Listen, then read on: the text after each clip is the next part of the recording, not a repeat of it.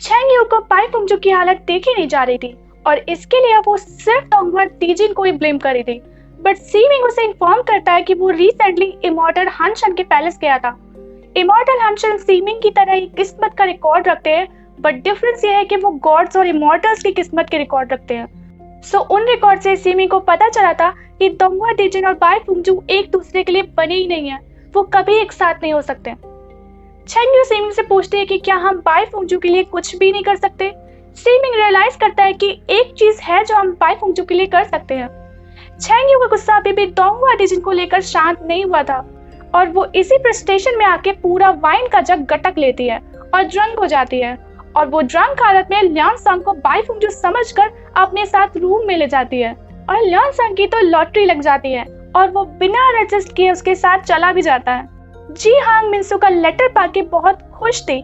इधर जी है अपने वाटर गॉड की रिस्पॉन्सिबिलिटी वेस्ट रीजन में बारिश करवा के निभा रही होती है।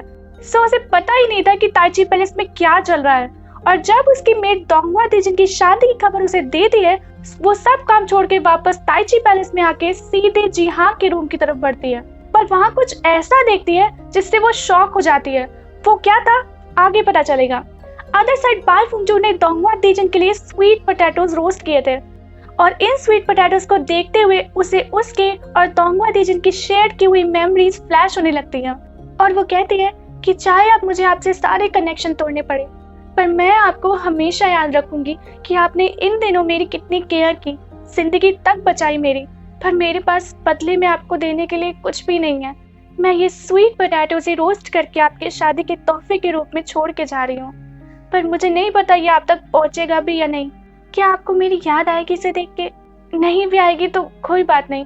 बाई फुंगजू आगे कहती है कि आपने कुछ गलत नहीं किया। आपको तो पता भी नहीं था कि मैं चिंजू की यंग प्रिंसेस बाई फुंगजू हूँ। आपको तो पता भी नहीं था कि मैं आपको पसंद करती हूँ। आपको तो ये भी नहीं पता मैंने कितना हार्ड ट्राई किया आपका प्यार जीतने के लिए, पर आखिरकार मैं आपका प्यार नहीं जीत पाई, जबकि मैंने अपना बेस्ट ट्राई किया था और अब मैं और इस प्यार के लिए फाइट नहीं कर पाऊंगी। मैंने गिव अप कर दिया है। नेक्स्ट डे डोंगवा तीजिन को उस रेस्टिंग पैलेस पर वही स्वीट पोटैटोज मिलते हैं और वो उसे अपने पास रख लेते हैं। इधर चैंग यू उठते ही फ्यूरियस थे लियांग सांग को अपने इतने क्लोज देखकर और वो लियांग सांग को एक किक मारती है, फिर पूरी सिचुएशन जानकर नॉर्मल हो जाती है। पर जब वो लियांग सांग के चेस्ट पर लव बाइट देखती है और लियांग सांग भी रिस्पॉन्ड करता है, क्या लगता है तुम्हें किसका काम होगा ये? वो इरिटेट होकर वहां से चली जाती है। अदर साइड छू इन बाई फुंगजू के फर को लिए कमेंट करता है कि ये फर मेरे पूरे फर के कलेक्शन का सबसे बेस्ट फर है। तभी चैंग यू, गॉड जियान, सीमिंग वहां आके उसे पीट पाट कर बाई फुंगजू का फर उससे वापस छीन लेते हैं। चिंजू फॉक्सटेल के किंग मतलब बाई फुंगजू के ग्रैंडफादर को बाई फुंगजू का दिनों दिनों तक गायब रहना और उसके बचकाने बिहेवियर से वो परेशान थे। वो बाई जिन को कहता है कि हमें उसके लिए हस्बैंड ढूंढना शुरू कर देना चाहिए। बाई जिन अपने फादर को कंफर्ट करता है कि उन्हें इतनी टेंशन बाई फुंगजू की नहीं लेनी चाहिए, समय के साथ वो मैच्योर हो जाएगी। अदर साइड सारे इमॉर्टल्स और गॉड ताइची पैलेस में गैदर होते हैं डोंगवा तीजिन की शादी की दावत के लिए। वहाँ जानबूझकर चैंग यू डोंगवा तीजिन से उनकी स्पिरिचुअल फॉक्स के बारे में सवाल करती है। लियांग सांग तुरंत रिएक्ट करते हुए चैंग यू को उस बैंक्वेट से बाहर ले आता है और उसे वार्न करता है कि अगर डोंगवा तीजिन का मूड अच्छा नहीं होता तो तुम्हें पनिशमेंट मिल चुकी होती अब तक। चैंग यू रिप्लाई करती है कि मैं वही तो चाहती हूँ कि डोंगवा तीजिन का मूड खराब हो जाए और वो लियांग सांग के फुट पर पैर रख के जाने लगती है, बट कुछ दूर जाते ही वो रुक जाती है और लियांग सांग को कहती है, जब मैं पृथ्वीलोक में हार्डशिप झेल रही थी तब तुमने मेरी बहुत हेल्प की थी, पर मुझे ये भी पता है कि तुम एक प्ले बॉय हो और ये बस तुम्हारा तरीका है औरतों को फंसाने का। सो इन फ्यूचर मेरे मामले में दखल मत करना। इधर सीमिंग बाई फुंगजू को वापस चिंजू ले आता है। बाई फुंगजू सबसे ज्यादा डिस्टर्ब इस बात से थी कि उसने ये सब करके अपने चिंजू के सम्मान पर दाग लगाया है। गॉड जियान बाई फुंगजू से पूछते हैं कि क्या डोंगवा तीजिन ने तुम्हें हर्ट किया? कहो तो ताइची पैलेस के ऊपर की छत उड़वा दो तुम्हारे लिए। बाई फुंगजू मना करती है कि डोंगवा तीजिन का मेरे हर्ट होने से कोई लेना देना नहीं है। उन्हें तो मेरी पहचान पता ही नहीं थी। उन्होंने तो बस मुझे हमेशा एक नासमझ पेट मानकर ही ट्रीट किया। गॉड जियान बाई फुंगजू को रोते देखकर कमेंट करते हैं कि डोंगवा तीजिन सच में अनलकी है। चू इन डीमन क्वीन म्याओ लो को सम्मान करता है और कहता है कि मैं आपको इस सील से आजाद करने में हेल्प करना चाहता हूँ, जिससे डीमन क्लान अपना खोया हुआ अस्तित्व वापस पा सके। छुएन चाहता था कि वो रेड डीमन क्लान शुयांग, जो करेंटली सारे डीमन किंग्स का हेड है, वो उसे रिप्लेस करके खुद उसकी गद्दी पर बैठना चाहता है, क्योंकि शू यांग का कोई इंटेंशन नहीं है गॉड्स के अगेंस्ट फाइट करने का, पर छू यिन को बर्दाश्त नहीं है गॉड्स के कंट्रोल में रहना। म्योलो ये सब सुनकर छू यिन को उसकी सील तोड़ने का रास्ता बताती है, जो है वो सोल लॉकिंग जेड। पर क्योंकि यांची और डोंगवा टीजिन की फाइट के दौरान वो सोल लॉकिंग जेड टूट चुका था, सो छू यिन को समझ नहीं आ रहा था कि वो सोल लॉकिंग जेड को कैसे ला सकता है। म्योलो उसे बताती है कि सोल लॉकिंग जेड से बनी धूल भी आसपास की इविल एनर्जी को अब्सॉर्ब करके फिर से अपने रूप में आ सकती है। म्योलो उसे एक क्लू देती है कि माउंट फुयू फेरीलैंड और पृथ्वी लोक के बीच का कनेक्टिंग पॉइंट है, तो जरूर वो सोल लॉकिंग जेड टूटकर उन्हीं एरियाज में बिखरी होगी। डोंगवा टीजिन के ब्राइड की पालकी आ चुकी थी। ब्राइड के बाहर आते ही यांची उसे भगा के ले जाने लगता है, पर ल्याओसंग उसे रोक लेता है और इसी के साथ ये पर्दा भी हटता है कि ब्राइड जी हांग की जगह वहां जी हे थी। सो इस मैटर को सेटल करने हेवनली एम्परर को बुलाया जाता है। जी हे रिवील करती है कि जब पिछली रात वो जी हांग के रूप में गई थी तो वो वहां से गायब थी, सो उसने कंफ्यूजन में आके उसकी जगह लेने का डिसीजन ले लिया। हेवनली एम्परर ल्याओसंग और जी हे को लॉक करने का ऑर्डर करते हैं। ल्याओसंग को इसलिए क्योंकि शादी की रिस्पॉन्सिबिलिटी उस पर थी और फिर भी उसने इतना बड़ा मैटर होने दिया। डीमन किंग शू यांग हेवनली एम्परर के सामने आता है और उसे एक्सप्लेनेशन चाहिए था कि उसकी बहन के साथ क्या हुआ है। हेवनली एम्परर पकड़े गए यांची को सामने पेश करवाता है और आर्मी जनरल शू यांग के सामने रिवील करते हैं कि ये यहाँ जी हांग को शादी से भगाने आया था, और सारे जनरल डिमांड करने लगते हैं कि जरूर इन सब के पीछे डीमंस की ही साजिश है और हम गॉड्स को उनसे फाइट करके इसका बदला लेना चाहिए। अचानक हेवनली वेपन यांची के सामने पॉइंट होता है। शू यांग डोंगवा टीजिन से रिक्वेस्ट करता है कि वो सारी सच्चाई जानने के बाद ही यांची और डीमन क्लैन को पनिश करने का डिसीजन ले, और इस रिक्वेस्ट पर डोंगवा टीजिन अपनी स्वॉर्ड यांची पर से हटाकर उसे फ्री कर देते हैं। यांची को लग रहा था कि शू यांग कायर है जो अपनी बहन को भी प्रोटेक्ट नहीं कर सकता, और शू यांग यांची को ब्लेम कर रहा था कि यांची ने ब्राइड को भगाने की कोशिश करके प्रॉब्लम और सीरियस कर दी। कुछ टाइम बाद शू यांग को खबर मिलती है कि जी हांग का बॉडीगार्ड मिनसू भी मिसिंग है, और शू यांग को आइडिया हो जाता है कि जी हांग और मिनसू ने पहले से ही भागने की प्लानिंग कर ली होगी। वो गार्ड बताता है कि छू यिन ने ऑलरेडी उन्हें मिनसू पर सोल ट्रैकिंग स्मेल स्प्रे करने का ऑर्डर कर दिया था, जिससे वो आसानी से मिनसू को ट्रैक कर सकते हैं। चोंगलिंग जी हांग को कैद से मिनसू के पास एक सेफ जगह पर छोड़ आता है। मिनसू से वापस मिलकर जी हांग रिलैक्स थी और उसे शेयर करती है कि अगर डोंगवा टीजिन ने हेल्प नहीं की होती तो वो यहाँ तक नहीं पहुँच पाती। और एक फ्लैशबैक हमारे सामने आता है कि डोंगवा टीजिन जी हांग को ताइची पैलेस इसीलिए लेकर आए थे जिससे वो मैंगाओ को दिया हुआ प्रॉमिस निभाकर उसकी बॉडी से पॉइजन निकाल सके। और अब काफी हद तक पॉइजन रिमूव हो जाने के बाद वो जी हांग को मैजिक वैली पर जाके रेस्ट करने का एडवाइस करते हैं, और इसी तरह वो प्रेजेंट में मिनसू के पास आ पाई है। चोंगलिंग डोंगवा टीजिन को रिपोर्ट करता है कि लिटिल फॉक्स कहीं गुम हो गई है, और डोंगवा टीजिन अपनी मैजिकल पोर्टल को ओपन करके हर जगह उस फॉक्स को ढूंढते हैं, जहां उन्हें बाई फुंगजू की भी एक हल्की सी झलक देखने को मिलती है। इधर बाई फुंगजू गॉड जियान के साथ छू यिन से उसे चीट करने का हिसाब बराबर करने आती है। छू यिन अपनी सफाई में कहता है कि मैंने प्रॉमिस किया था अपनी हाफ कल्टीवेशन देने का, पर उस प्रॉमिस में मैंने ये कहीं नहीं बताया था कि वो कल्टीवेशन मैं कितने टाइम के लिए दे रहा हूँ, तो ये चीटिंग कैसे हुई। बाई फुंगजू और ज्यादा चिढ़ जाती है और गॉड जियान की मदद से छू यिन का बैंड बाजा बजाकर ही वापस आती है, और अब अपना बदला लेने के बाद उसे थोड़ा बेटर फील हो रहा था।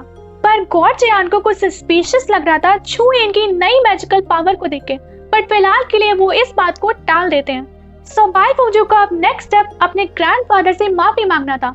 उसके ग्रैंडपा उससे काफी नाराज थे कि पहले तो तुम अपनी मनमर्जी करके प्रॉब्लम्स खड़ी करती हो और फिर अपने सपोर्टर्स लाके खड़ी कर देती हो जो हर बार तुम्हें बचा लेते हैं। इस बार भी वो बाई चिन और ये हुआ कि बेटी आली और गॉड जियान की प्लीट करने से वो बाई चिन को माफ कर ही देते हैं।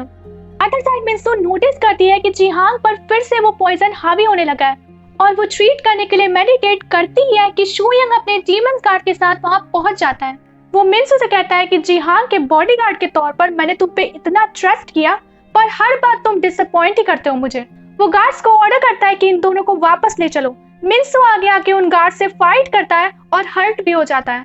जी हांग जो पॉइजन की वजह से वीक थी, वो फोर्सफुली अपनी पावर को यूज करते हुए सारे डीमंस गार्ड को फ्रीज कर देती है।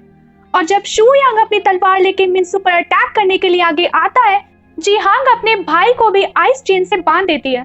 शुयांग शॉक था कि मिनसू के लिए वो अपने भाई पर व्यवहार करने से पीछे नहीं हट रही है। शुयांग वो आइस चेन तोड़ देता है और अपने गार्ड्स को भी फ्री कर देता है। शुयांग फिर एक बार कहता है जिहांग से कि वापस चलो मेरे साथ, पर जिहांग के लिए उसके साथ वापस जाके उसके कंट्रोल में रहने से बेटर है मर जाना। मिनसू शुयांग के सामने आकर कहती है कि प्रिंसेस जिहांग को शादी से भगाना मेरा प्लान था और मैं इन सब की रिस्पॉन्सिबिलिटी उठाने को तैयार हूँ, बस प्रिंसेस जिहांग को आजाद कर दीजिए। शुयांग पूछता है कि उन गॉड्स के सामने इतना बड़ा मैटर क्रिएट करने के क्राइम का कैसे हिसाब चुकाओगे तुम, और बस कुछ ना बोलते हुए मिनसू खुद को तलवार से स्टैब करके अपना जवाब दे देता है। जिहांग उसे अपनी गोद में ले लेती है और रोते हुए डिसाइड करती है वो डोंगवा रीजन के पास मिनसू को ले जाएगी, वो मिनसू को बचा लेंगे। पर मिनसू रोक देती है कि उसके पास टाइम नहीं है और इस कुछ बचे टाइम में वो कुछ बताना चाहती है। मिनसू कहती है सब मेरी वजह से हो रहा है, मैं ही वो रीजन हूँ जिसकी वजह से आपके और आपके भाई के बीच में ये फाइट चल रही है। मिनसू एक शॉकिंग सच का खुलासा करती है जिहांग के सामने कि मैं असलियत में एक लड़की हूँ, मैं एक अनाथ थी जो अपनी जिंदगी बचाने के लिए एक लड़की की तरह ड्रेसअप करने लगी, और फिर फॉर्चुनेटली डीमन किंग शुयांग मुझे अपने पैलेस में ले आए एंड इवेंचुअली मैं आपकी बॉडीगार्ड बन गई। मैं चाहती हूँ कि नेक्स्ट लाइफ में भी मुझे आपकी सेवा करने का मौका मिले। मिनसू शुयांग से बेग करती है कि मैजेस्टी प्लीज अपनी बहन का ध्यान रखिएगा और उन्हें आजाद रहने दीजिए, और इन्हीं वर्ड्स के साथ मिनसू अपना दम तोड़ देती है। शुयांग के जो हाथ मिनसू की तरफ बढ़ रहे थे वो कांपने लगे थे। शुयांग को वो मोमेंट्स याद आने लगे थे जब वो मिनसू को अपने पैलेस में लेके आया था और वो उसे हथियार चलाना और मैजिक स्पेल सिखाया करता था, और जब उसने मिनसू को लव पोयम लिखते हुए पकड़ा था वो तब से सोचने लगा था कि मिनसू जिहांग को पसंद करती है। मगर अब प्रेजेंट में मिनसू के लड़की होने की सच्चाई जानने के बाद शुयांग को रियलाइज हो रहा था कि वो लव पोयम उसके लिए लिखा करती थी। जिहांग अब अपने भाई से सारे रिश्ते तोड़कर मिनसू को कैरी किए हुए उस चट्टान से कूद जाती है। उसकी आंखों के सामने मिनसू की सोल और बॉडी धीरे धीरे गायब हो जाती है। शुयांग हेवेली एम्परर को रिपोर्ट करता है कि जिहांग अपने बॉडीगार्ड मिनसू की वजह से भाग गई थी और उस मिनसू ने अब सुसाइड कर लिया है और जिहांग भी चट्टान से कूदने के बाद से मिसिंग है। हेवेली एम्परर शुयांग को माफ कर देते हैं क्योंकि डोंगवा तीजिन भी यही चाहते थे। अब बारी आती है अंदर के अफेयर्स डील करने की। सो वो जीहे को पनिशमेंट के तौर पर उसे वेस्टर्न डेजर्ट में बैनिश करने का ऑर्डर देते हैं और ल्यानसोंग को शादी की ड्यूटी अच्छे से ना निभाने के लिए साउथ हेवनली गेट में ऐसा गार्ड ड्यूटी करने का ऑर्डर देते हैं। पर डोंगवा तीजिन दखल देते हुए ल्यानसोंग को इस पनिशमेंट से फ्री करवा देता है, पर जीहे के लिए एक वर्ड तक नहीं बोलते हैं। जीहे की आंखें आंसुओं से भर जाती है और वो चिल्ला के कहती है कि डोंगवा तीजिन अब सच में निर्दयी है। डोंगवा तीजिन उसकी बातों को अनसुना करते हुए वहां से चले जाते हैं। इधर छुइन जो पृथ्वीलोक में सोल लॉकिंग जेट के पीसेस की तलाश करने आया है, उसे जिहांग जख्मी हालत में मिलती है। जिहांग जब होश में आती है तो उसे कुछ भी नहीं आता अपने पास्ट के बारे में, जिसे जानकर छुइन काफी खुश था। अदर साइड डोंगवा तीजिन की कंडीशन सही नहीं चल रही थी क्योंकि पहले तो वो डीमन क्वीन को सील करने के लिए अपनी कल्टीवेशन यूज करते रहे हैं और दूसरा उन्होंने जेट लोग में इविल स्पिरिट को क्लीन करने में और फिर जिहांग का पॉइजन रिमूव करने में अपनी काफी कल्टीवेशन लूज कर दी थी, और इसी की वजह से म्याओ लोग की सील भी कमजोर पड़ने लगी थी। सो डोंगवा तीजिन चोंगलिंग के मना करने पर भी म्याओ लोग को विजिट करते हैं। डोंगवा तीजिन सील को फिक्स करते हैं और इससे वो और भी ज्यादा हर्ट हो जाते हैं। म्याओ लोग गैस करते हुए कहती है, डोंगवा तुम तो इतने से चोट खा गए या फिर तुम्हारी बॉडी पहले से घायल है, पर मैं तुम्हें बता दूं ज्यादा समय के लिए मुझे सील नहीं कर पाओगे तुम। डोंगवा तीजिन एकदम वीक कंडीशन में वापस आते हैं। वो चोंगलिंग को क्लियरली कहते हैं कि मेरी कंडीशन के बारे में किसी को पता नहीं चलना चाहिए। डोंगवा तीजिन अचानक से नींद में चले जाते हैं और चोंगलिंग को कोई ऑप्शन नहीं समझ आ रहा था, सो वो गॉड युनजोंग को बुलाता है।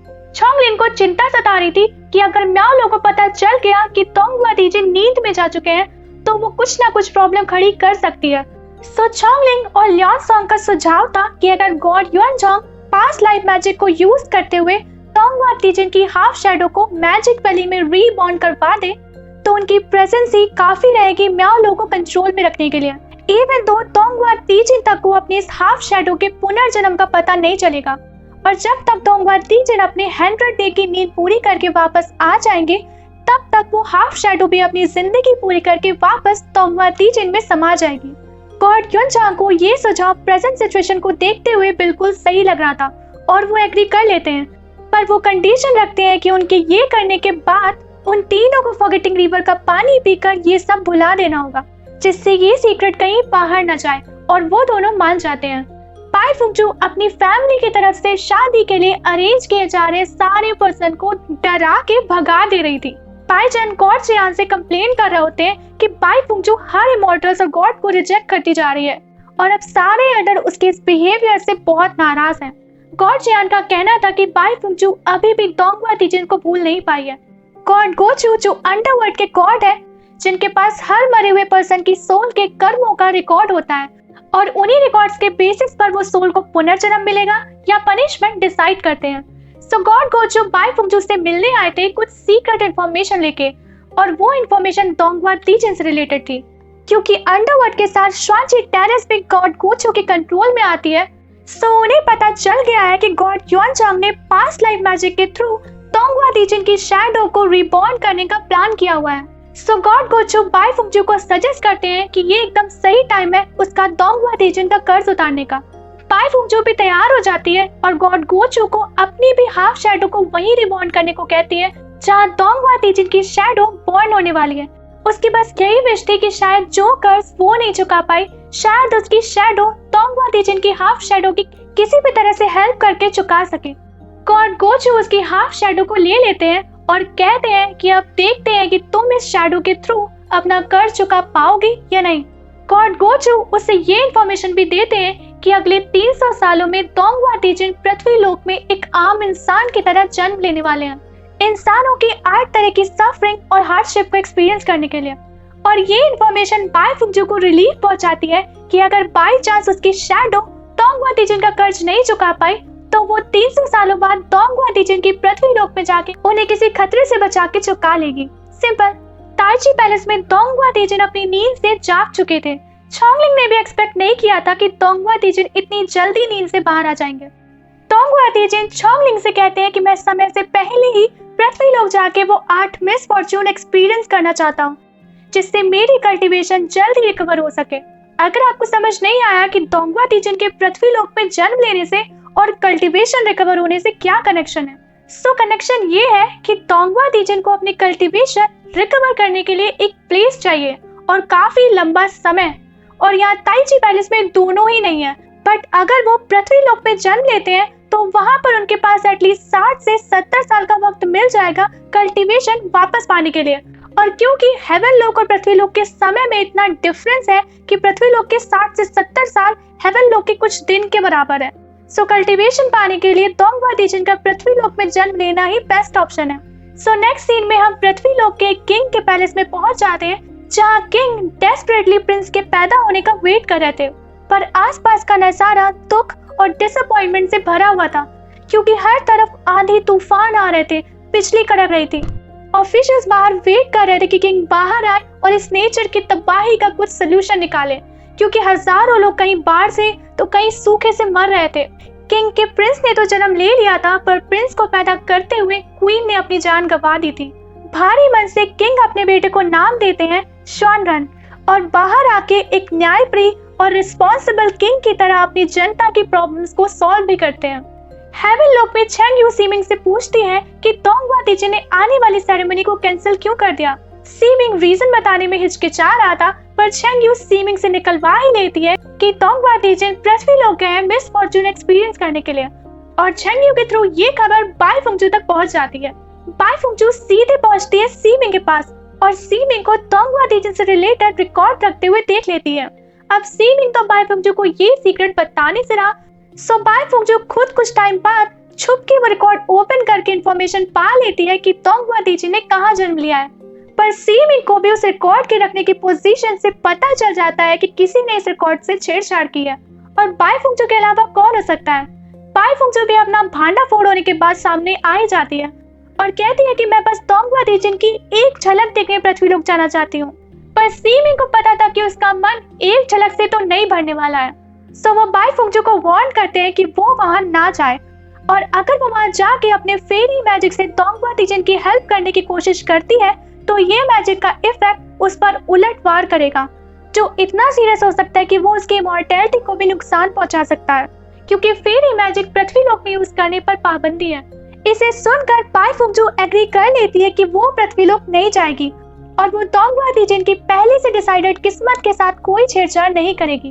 इधर पृथ्वीलोक में एक स्टोरी टेलर की स्टोरी के थ्रू छूलिन को सोल लॉकिंग जेट की लोकेशन मिल जाती है, जहाँ पर सोल लॉकिंग जेट के पीस को गॉड की भेजी हुई ब्लेसिंग मानकर एक ट्रेजर की तरह रखा गया है।